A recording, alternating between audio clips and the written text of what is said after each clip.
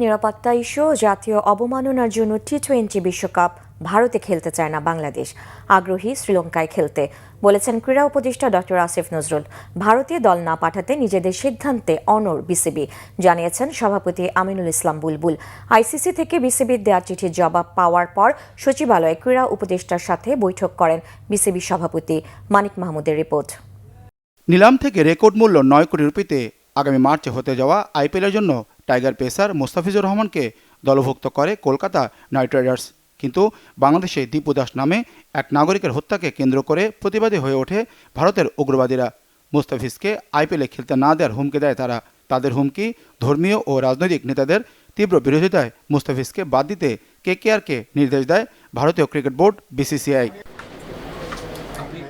এমন অবমাননায় বাংলাদেশ সরকারের ক্রীড়া উপদেষ্টা আসিফ নজরুলের নির্দেশনায় ক্রিকেট বোর্ডও শক্ত অবস্থান নেয়। আগামী ফেব্রুয়ারিতে ভারত ও শ্রীলঙ্কায় হবে টি-20 বিশ্বকাপ। গ্রুপ পর্বের সূচিতে বাংলাদেশের ম্যাচগুলো আছে ভারতের ভেন্যুতে। মুস্তাফিজ ইস্যুতে বাংলাদেশ দলের নিরাপত্তা নিয়ে শঙ্কিত হয়ে বিসিবি সিদ্ধান্ত নেয় ভারতে খেলতে না যাওয়ার। ভেন্যু পরিবর্তনের জন্য আইসিসির কাছে চিঠি পাঠায়। সেই চিঠির জবাব দিলেও ভেন্যু পরিবর্তন নিয়ে কিছু জানায়নি আইসিসি। সরকারের অবস্থান জানতে ক্রীড়া উপদেষ্টার সাথে বৈঠক করে বিসিবি। সভা শেষে উপদেষ্টা আসিফ নজরুল বলেন, বাংলাদেশের নিরাপত্তা ও অবমাননার বিষয়ে কোনো আপোষ নেই। আমরা ক্রীড়া পাগল নেশন, আমরা ক্রিকেট ভক্ত নেশন, আমরা অবশ্যই খেলতে চাই। আইসিসি থেকে যে চিঠিটা পেয়েছি সেই চিঠিতে পড়ে আমাদের কাছে মনে হয়েছে ভারতে যে প্রচণ্ড একটা নিরাপত্তা ইস্যু তৈরি হয়েছে বাংলাদেশের ক্রিকেটারদের জন্য, সেটা তারা রিয়ালাইজ করতে সক্ষম হয় নাই। এবং আমার কাছে মনে হয়েছে এটা নিরাপত্তা ইস্যু শুধু না, এটা জাতীয় অবমাননা ইস্যু।